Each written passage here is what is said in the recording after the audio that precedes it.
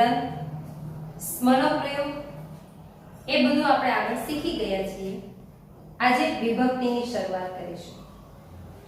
વિભક્તિ ધોરણ 8 થી અકારાંત થી આપણે શરૂઆત થાય છે. ધોરણ 8 માં પણ અકારાંતની વિભક્તિઓ આવતી. ધોરણ 9 ની અંદર અકારાંત થી લઈ અને ઇકારાંત ઉકારાંત સુધીની બધી વિભક્તિઓ આપણે 9મા ધોરણમાં પણ શીખી ગયા છીએ. ધોરણ 10 ની અંદર વિભક્તિઓ આવે છે, પણ જે આપણે 8 અને 9 માં શીખી ગયા છીએ એ નથી આવતું. અભ્યાસક્રમની અંદર સર્વનામની વિભક્તિઓ આવે છે, પણ ધોરણ 10 ની અંદર જે આપણે આગળ વ્યાકરણ શીખી ગયા છીએ 8 અને 9 માં એ પણ ધોરણ 10 માં પૂછાઈ શકે. એટલે આજે આપણે વિભક્તિની શરૂઆત કરીશું. વિભક્તિ એટલે શું? એને આપણે કારક વિભક્તિ પણ કહીએ છીએ. કરનાર ક્રિયાને કરનાર, ક્રિયા જે જન્માવનાર હોય એ વસ્તુ વ્યક્તિને આપણે કારક તરીકે ઓળખીએ છીએ, એને વિભક્તિ કહેવાય છે. એ નામની પાછળ જે કાંઈ પ્રત્યયો લાગે છે એ પ્રત્યય એટલે વિભક્તિ. ચોક્કસ કોઈ વિભક્તિની વ્યાખ્યા છે નહીં. બધા પોતપોતાની રીતે જુદી જુદી વ્યાખ્યાઓ આપતા હોય છે. ગુજરાતીમાં નામ હોય, સંસ્કૃતમાં હોય કે હિન્દીમાં હોય, એ નામની પાછળ જે પ્રત્યય લાગે છે એને વિભક્તિનો પ્રત્યય કહેવામાં આવે છે. આવી વિભક્તિઓ 8 છે. આમ જોઈએ તો 7 જ કહેવાય, પણ 8મું જે છે એ પ્રથમા વિભક્તિ જેવું જ હોય છે, જેને આપણે સંબોધન કહીએ છીએ. જેને સંબોધન કરવાનું હોય કે હે રામ, એ રીતે સંબોધન કરવા માટે પ્રથમા વિભક્તિ આધારિત જ એ સંબોધન વિભક્તિ મૂકવામાં આવે છે. એટલે આમ જોઈએ તો વિભક્તિઓ 7 જ છે. એ 7 વિભક્તિઓ જેને કારક વિભક્તિ તરીકે ઓળખવામાં આવે છે. આજે આપણે એની પહેલા પાયાની સમજૂતી લેશું કે 7 વિભક્તિઓની અંદર શું હોય છે, એના ગુજરાતી પ્રત્યય શું હોય. જો ગુજરાતી પ્રત્યય આપણને આવડતા હોય તો આપણને એના સંસ્કૃત પ્રત્યય આવડે, અને સંસ્કૃત પ્રત્યય આવડે તો પછી આપણે જ્યારે ગુજરાતીમાંથી સંસ્કૃત બનાવવાનું થાય ત્યાં આપણને ખબર પડે ત્યારે કે આ ગુજરાતી પ્રત્યય લોની લુના છે તો એ ષષ્ઠી વિભક્તિમાં આવે, તો આપણે સંસ્કૃતમાં પણ એનું ષષ્ઠી વિભક્તિ તરીકે મૂકવાનું છે. તો ગુજરાતી પ્રત્યય પણ સાથે આવડવા જોઈએ. વિભક્તિ 2 પ્રકારની હોય છે. આપણે અત્યાર સુધી ભણ્યા એમાં એક પ્રકારની વિભક્તિ જ ભણ્યા છીએ, પણ ધોરણ 10 ની અંદર તમારે 2 પ્રકારની વિભક્તિઓના પ્રશ્ન પૂછાઈ શકે. એક છે કારક વિભક્તિ, એક કહેવાય કારક વિભક્તિ. એટલે આજે આપણે જે શરૂઆત કરી રહ્યા છીએ એ કારક વિભક્તિની શરૂઆત કરી રહ્યા છીએ. એટલે પહેલા આપણે કારક વિભક્તિ શીખીશું, અને બીજું છે ઉપપદ વિભક્તિ. આવી રીતે વિભક્તિના 2 પ્રકાર છે, પણ પહેલા આપણે શીખીશું કારક વિભક્તિ. જો આપણને કારક વિભક્તિ આવડે તો આપણને ઉપપદ વિભક્તિ સમજાય. ઉપપદ વિભક્તિ પ્રયોગની અંદર તમારે ખાલી જગ્યા પૂછાય છે, અને કારક વિભક્તિની અંદર એ જે નામ પદ હોય એ નામ પદ કઈ વિભક્તિનું છે એ ઓળખાવાનું પૂછાય છે. ઉપપદ વિભક્તિ પ્રયોગવાળી જે ખાલી જગ્યા પૂછાય છે એ 1 જ માર્ક્સની પૂછાય છે. તો આ રીતે વિભક્તિ 2 પ્રકારની હોય છે. એમાં આપણે આજે શીખીશું કારક વિભક્તિ. હવે ઉપપદ વિભક્તિ અને કારક વિભક્તિમાં તફાવત શું હોય છે? તો ઉદાહરણ તરીકે જો નામની પાછળ જે પ્રત્યય લાગેલો હોય એ પ્રત્યય પરથી જ મૂકવામાં આવે એને કારક વિભક્તિ કહેવાય, અને નામપદની પાછળ જે પ્રત્યય મૂકવામાં આવે એનો કોઈ વિશેષ પ્રયોગ થતો હોય, એ પ્રત્યય પર આધારિત આપણે પ્રત્યય ન મૂકીએ પણ એનો કોઈ વિશેષ પ્રયોગ કરીએ ત્યારે એને ઉપપદ વિભક્તિ પ્રયોગ કહેવાય. ઉદાહરણ તરીકે આપણે એક ઉદાહરણ લઈએ કે વિદ્યાર્થી.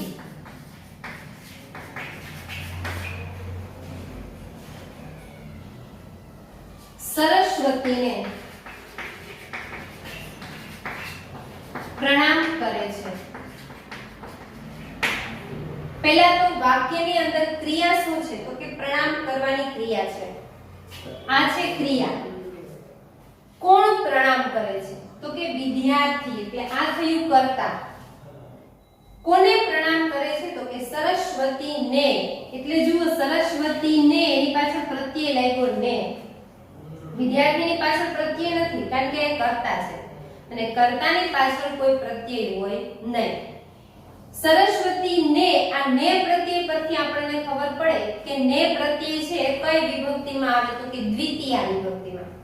આ જે ગુજરાતી પ્રત્યય છે એ દ્વિતીયા વિભક્તિનો પ્રત્યય છે. હવે આને આપણે સંસ્કૃતમાં લખવું હોય તો આપણે એને વિદ્યાર્થી, વિદ્યાર્થી એક જ છે એટલે વિદ્યાર્થીનું સંસ્કૃત થાય છાત્ર, અને એ કર્તા છે. કર્તા એટલે પહેલી વિભક્તિ, અને પહેલી વિભક્તિ પ્રમાણે છાત્રને એકવચનમાં રામઃ પ્રમાણે છાત્રઃ એમ લખાય, એટલે છાત્રઃ. સરસ્વતીને પ્રણામ કરે છે. પ્રણામ એટલે પ્રણમતિ. પહેલા આપણે કર્તા અને ક્રિયાપદ લખી લઈએ. અહીંયા આવશે પ્રણમતિ. પ્રણામ કરે છે એટલે વર્તમાન કાળ થયું. વર્તમાન કાળમાં તી પ્રત્યય શા માટે મૂકવામાં આવે? તો કે અહીંયા છાત્રઃ અન્ય પુરુષ છે એટલે કર્તા જો એક વચન હોય તો ક્રિયાપદ પણ આપણે એક વચન મૂકવું પડે. કર્તા છે એ પ્રથમા વિભક્તિ એક વચન આધારિત છે અને વર્તમાન કાળ છે. આ છે પ્રથમા વિભક્તિ એક વચન. વર્તમાન કાળ છે તો આને પણ આપણે આ અન્ય પુરુષ છે. ઉત્તમ પુરુષ કોને કહેવાય? તો કે હું મારા માટે જ કઈ વાક્ય બનાવતા હોય તો ઉત્તમ પુરુષ, સામેવાળી વ્યક્તિ માટે વાક્ય બનાવતા હોય તો મધ્યમ પુરુષ. પણ છાત્ર અહીંયા કોઈ નામ આવી ગયું છે એટલે આ અન્ય પુરુષ કહેવાય. એટલે આપણે અહીંયા અન્ય પુરુષનો પ્રત્યય મૂક્યો છે તી. ઉત્તમ પુરુષના પ્રત્યય આવે મી વહમઃ, મધ્યમ પુરુષના પ્રત્યય આવે સી થઃ થ, અને અન્ય પુરુષના પ્રત્યય આવે તી તઃ અંતિ. તો આ અન્ય પુરુષ છે એટલે આપણે અન્ય પુરુષનો પ્રત્યય મૂક્યો તી અને એક વચન, કારણ કે છાત્ર એક વચન છે. હવે સરસ્વતીને એ આપણે જોઈએ તો સરસ્વતીને પ્રત્યય છે એ દ્વિતીયા વિભક્તિનો છે એટલે આપણે અહીંયા સરસ્વતી શબ્દને દ્વિતીયા વિભક્તિમાં મૂકશું સંસ્કૃત, એટલે બનશે સરસ્વતીમ. તો આ થયું એનું સંસ્કૃત. આ જે વાક્ય છે એ કારક વિભક્તિનું છે. હવે આપણે ઉપપદ વિભક્તિનું એક વાક્ય જોઈએ.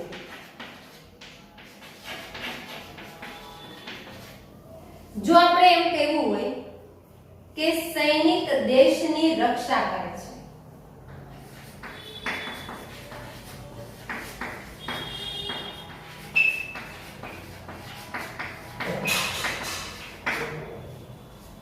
તો સૈનિક એ એક છે અને મૂળ શબ્દ છે સૈનિક, અકારાંત, કર્તા છે. રક્ષા કોણ કરે છે? તો કે સૈનિક. એને આપણે કર્તા એટલે પ્રથમા વિભક્તિમાં મૂકીએ તો બને સૈનિકઃ. રક્ષા કરે છે એટલે રક્ષતી.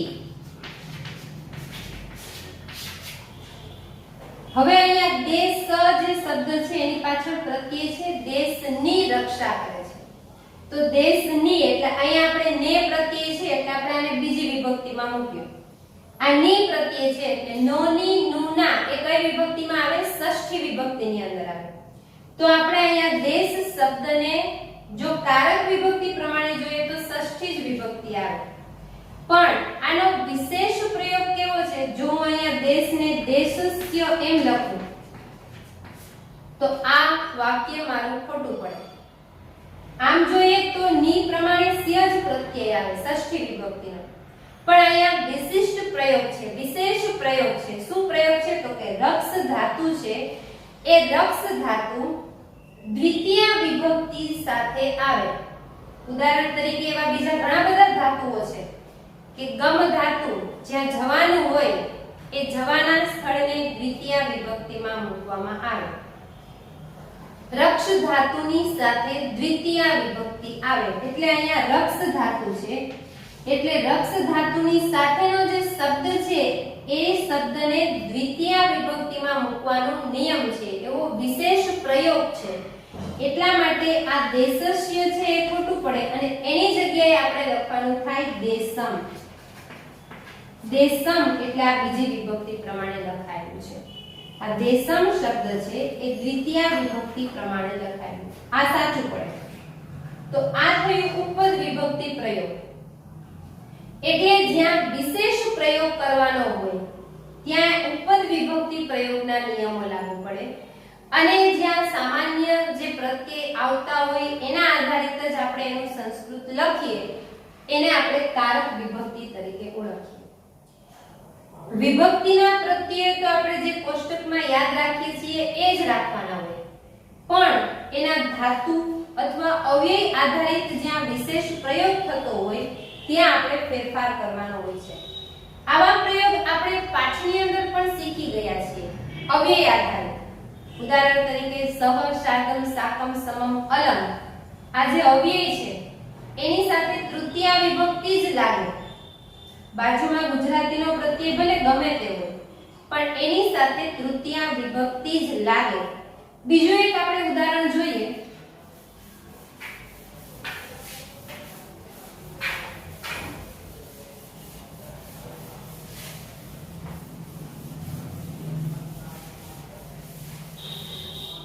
એવો નિયમ છે કે જેને નમસ્કાર કરવાના હોય એની ચતુર્થી વિભક્તિ થાય. આપણે જ્યાં પણ નમસ્કાર કરવાના શબ્દો વાપરીએ છીએ એ બધા શબ્દો ચતુર્થી વિભક્તિ પ્રમાણે જ વાપરીએ છીએ, પણ આપણને નિયમની ખબર નથી. આપણે જ્યારે બોલીએ છીએ તો ઓમ શિવાય નમઃ, ઓમ ગણેશાય નમઃ, ઓમ ગુરવે નમઃ, ઓમ સરસ્વતીએ નમઃ, એ બધા શબ્દો ચતુર્થી વિભક્તિ પ્રમાણે જ છે. આપણે એનું એક ઉદાહરણ જોઈએ તો કારક વિભક્તિ પ્રમાણે જો આપણે એમ કહેવું હોય કે હું, ચોથા પાઠનું જ ઉદાહરણ લઈએ. ઘટોત્કચ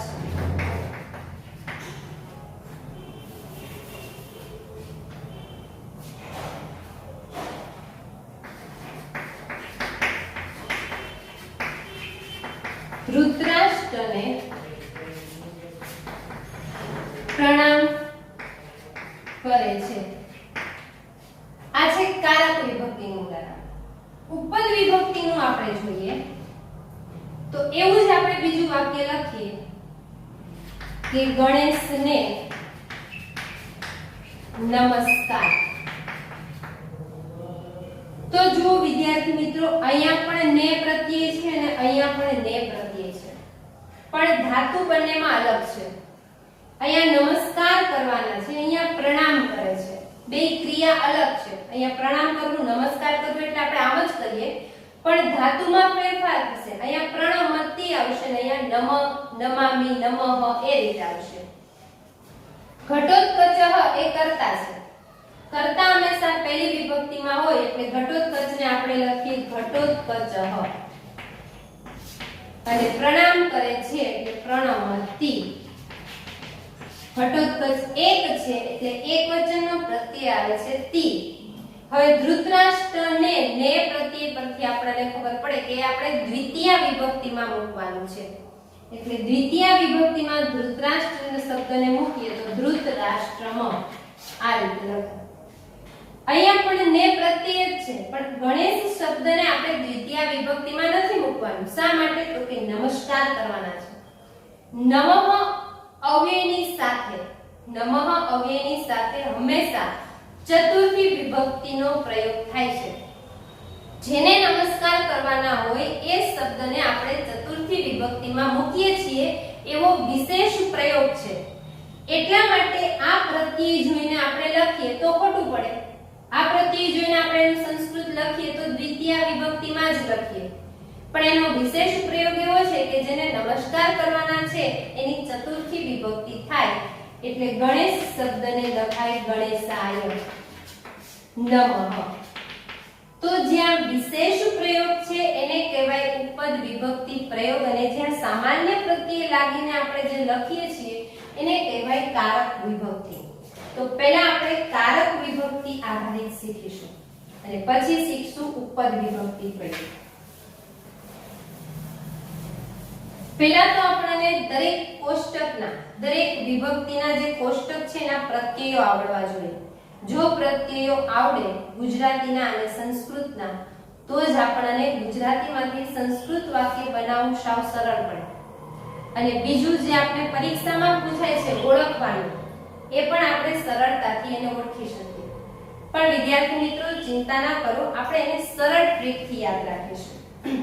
પહેલા આપણે જોઈએ વિભક્તિને પાયાની સમજૂતી લઈએ.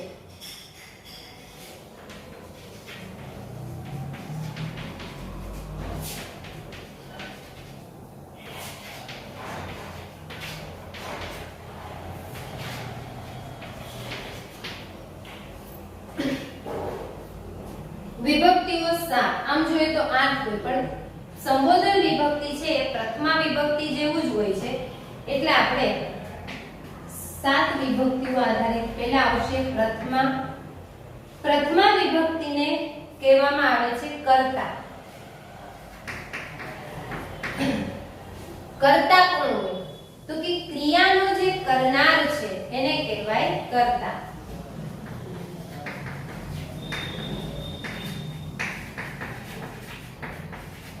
એને કોણ પ્રશ્ન પૂછવાથી આપણને કર્તા મળે કે કોણ શાળાએ જાય છે? તો કે વિદ્યાર્થી.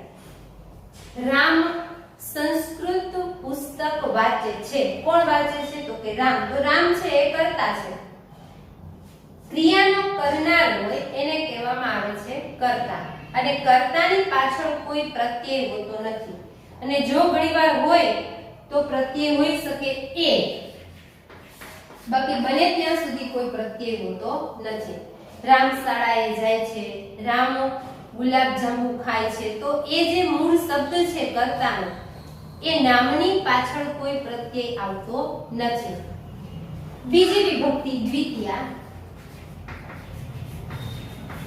એને કહેવામાં આવે છે કર્મ. ક્રિયાનું જે કર્મ હોય વાક્યની અંદર, ક્રિયાનું જે કર્મ હોય એને કર્મ વિભક્તિનો પ્રત્યય લાગે છે. અને એમાં ગુજરાતીનો પ્રત્યય હોય ને. આપણે એને કોને પ્રશ્નથી પૂછવામાં આવે તો આપણને કર્મ મળે. કોને પ્રશ્નથી પણ પૂછવામાં આવી શકે અને શું પ્રશ્ન પૂછવાથી પણ જે શબ્દ મળે એને પણ કર્મ કહેવાય. ક્રિયાનો જે મૂળ આધાર હોય એને કર્મ કહેવામાં આવે છે. ઉદાહરણ હમણાં આપણે જોયું કે ઘટોત્કચ ધૃતરાષ્ટ્રને પ્રણામ કરે છે તો આપણે પ્રશ્ન પૂછીએ કોને પ્રણામ કરે છે? કોને એટલે આપણને મળે કર્મ. એટલે એ જે શબ્દ છે એ કર્મ વિભક્તિની અંદર આવે. ત્રીજી તૃતીય જે વિભક્તિ છે એને કહેવાય કરણ. કરણ એટલે કે સાધન. ક્રિયાનું જે સાધન હોય એ.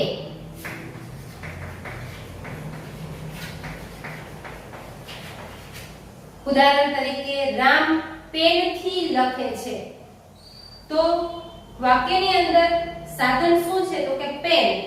પેનથી લખે, પેન વડે લખે છે.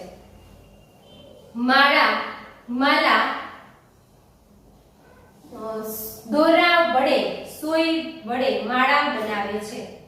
તો એમાં જે સાધન આવે છે એને કહેવાય છે કરણ વિભક્તિ તૃતીયા. અને એ શબ્દની પાછળ થી, થકી, વડે, દ્વારા જેવા પ્રત્યયો લાગે છે, ચિહ્ન લાગે છે.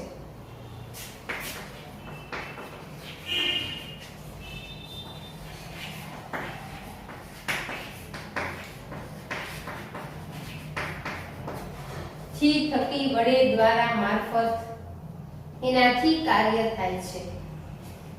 ચતુર્થી વિભક્તિ. ચતુર્થી વિભક્તિને સંપ્રદાન કહેવામાં આવે છે.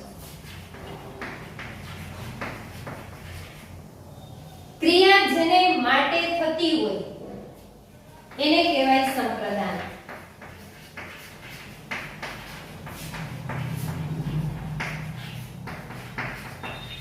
અથવા તો જેને આપવાનું હોય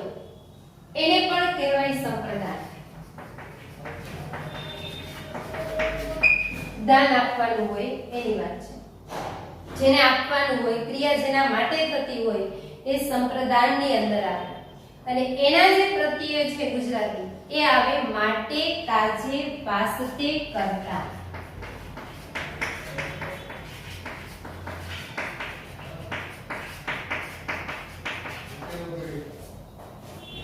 ત્યાર પછી છે પંચમી વિભક્તિ અકારણ.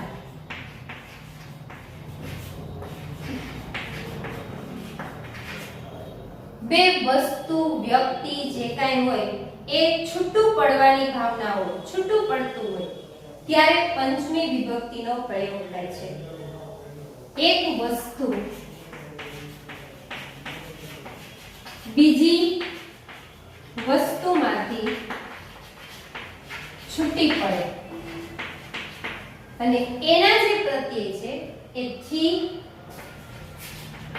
માંથી, પરથી, ઉપરથી.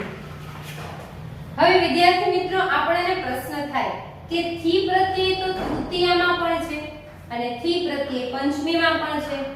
આ પ્રશ્ન વિભક્તિની અંદર તો થાય પણ એની સાથે સમાસમાં પણ થાય. બે શબ્દોની વચ્ચે જ્યારે થી પ્રત્યય આવે ત્યારે આપણને એમ થાય કે આ થી પ્રત્યય છે પંચમીનો હશે કે તૃતીયાનો હશે. પણ જેમાં છૂટું પડવાનું હોય, બે વસ્તુ, વ્યક્તિ, પદાર્થ જે કંઈ છૂટું પડતું હોય ત્યારે આવે પંચમી વિભક્તિ.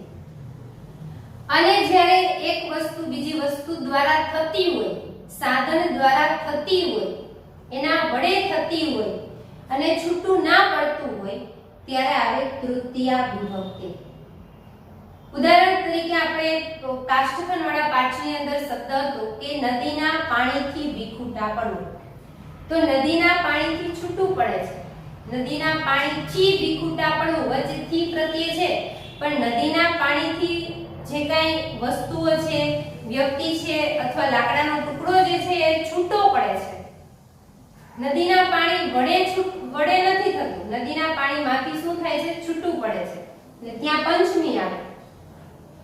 વૃક્ષ પરથી પાન પડે છે તો વૃક્ષ પરથી પાન, ફળ જે કાંઈ છે એ શું પડે છે? છૂટું પડે છે. તો ત્યાં આવે પંચમી. તો જેમાં છૂટું પડવાનું હોય ત્યાં પંચમી વિભક્તિ હોય અને છૂટું ન પડવાનું હોય ને એના દ્વારા થતું હોય ત્યારે આવે તૃતીયા વિભક્તિ. સ્નાનથી શુદ્ધ, જો એવો શબ્દ હોય કે સ્નાનથી શુદ્ધ, તો સ્નાન અને શુદ્ધ શબ્દ છે એ બે છૂટા નથી પડતા. આપણે સ્નાન કરીએ છીએ એટલે સ્નાન વડે આપણે શુદ્ધ થઈએ છીએ. સ્નાન કરવાની જે ક્રિયા છે એ કરીએ છીએ એટલે આપણું જે શરીર છે એ શુદ્ધ બને છે. તો એના વડે શરીર શુદ્ધ થાય છે. તો ત્યાં આવે તૃતીયા. જેના વડે જે કાર્ય થતું હોય તો તૃતીયા અને છૂટું પડતું હોય બે વસ્તુ, વ્યક્તિ, પદાર્થ તો આવે પંચમી. ત્યાર પછી આવે ષષ્ઠી વિભક્તિ સંબંધ.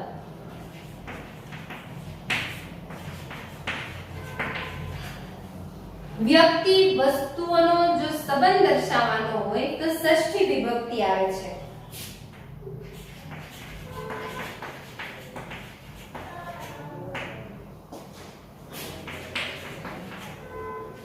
અને એના જે પ્રત્યય છે એ આપણને આવડે જ છે. ધોરણ 8 થી બસ એક જ પ્રત્યય આપણને યાદ છે, ષષ્ઠી. નોની, નુના એમ કહીએ એટલે તરત જ ખબર પડે કે ષષ્ઠી વિભક્તિના પ્રત્યયો છે.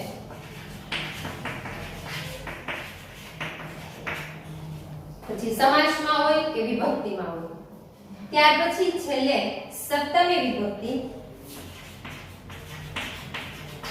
એને કહેવામાં આવે છે અધિકરણ.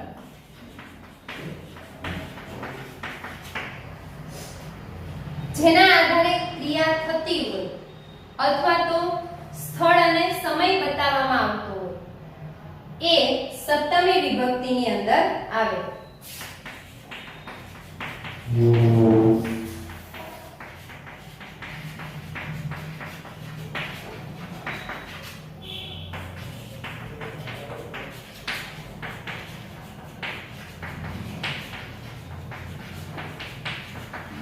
અને એના ગુજરાતીના પ્રત્યય છે માં, પર, ઉપર, અંદર.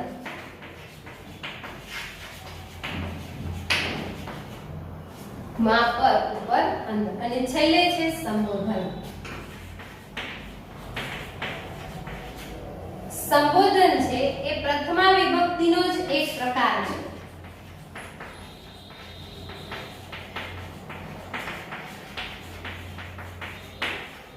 તો આ થયું આપણે વિભક્તિના પાયાની સમજૂતી. પણ વિદ્યાર્થી મિત્રો, આમાંથી તમારે યાદ રાખવાના છે ગુજરાતી પ્રત્યયો. જો ગુજરાતી પ્રત્યય આપણને વિભક્તિ આધારિત આવડતા હશે તો જ આપણે ગુજરાતી વાક્યમાંથી સંસ્કૃત વાક્ય સરળતાથી બનાવી શકશું. એટલે પ્રથમા વિભક્તિ કર્તાનો કોઈ પ્રત્યય હોતો નથી. દ્વિતીય વિભક્તિનો પ્રત્યય ને, તૃતીયામાં થી થકી વડે દ્વારા, ચતુર્થીમાં માટે કાજે વાસ્તે કરતા, પંચમીમાં થી પરથી માથી ઉપરથી, ષષ્ઠીમાં નોની નુના અને સપ્તમીમાં માં પર ઉપર અંદર. આ પ્રત્યયો વિભક્તિના આપણે જે યાદ રાખીશું એ ગુજરાતીમાંથી સંસ્કૃત બનાવતા તો આવડશે, પણ સમાસની અંદર પણ ઉપયોગી છે. આપણે સમાસ શીખી ગયા છીએ કે બે શબ્દોની વચ્ચે જે પ્રત્યય આવે એના આધારિત આપણે વિભક્તિ તત્પુરુષ સમાસ ઓળખવાના હોય છે. હવે આપણે આના સંસ્કૃતના ઉદાહરણ જોઈએ.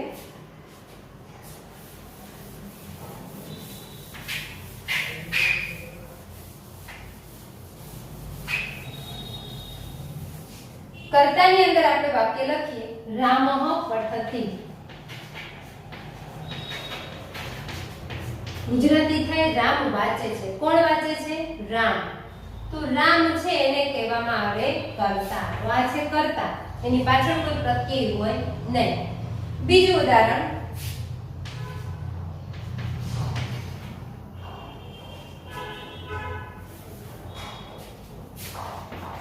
રામઃ પુસ્તકમ પઠતિ. રામ પુસ્તકને વાંચે છે. પુસ્તક વાંચે છે. શું વાંચે છે? પુસ્તક. શું અને કોનેથી પ્રશ્ન પૂછીએ એટલે આપણે કર્મ પડે. તો આખા વાક્યમાંથી કર્મ શું થયું? પુસ્તક. આ છે કર્મ. ત્રીજું ઉદાહરણ લઈએ કે રામઃ કલમેન લિખતિ. રામ પેન વડે લખે છે. સાધન શું છે? પેન. પેન વડે કલમથી લખે છે.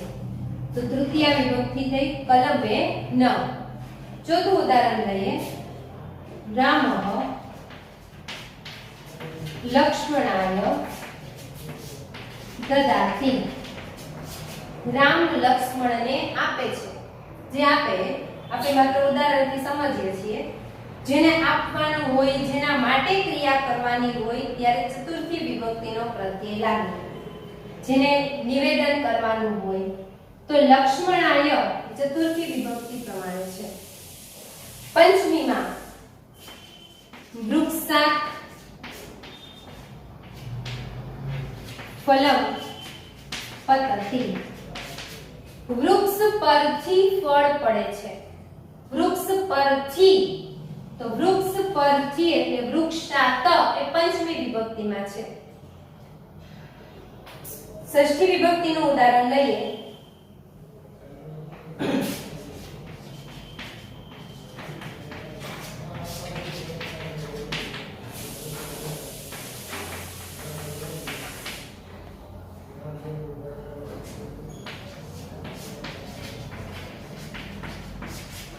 પુસ્તકનું નામ રામાયણ છે. પુસ્તકનું નામ રામાયણ છે.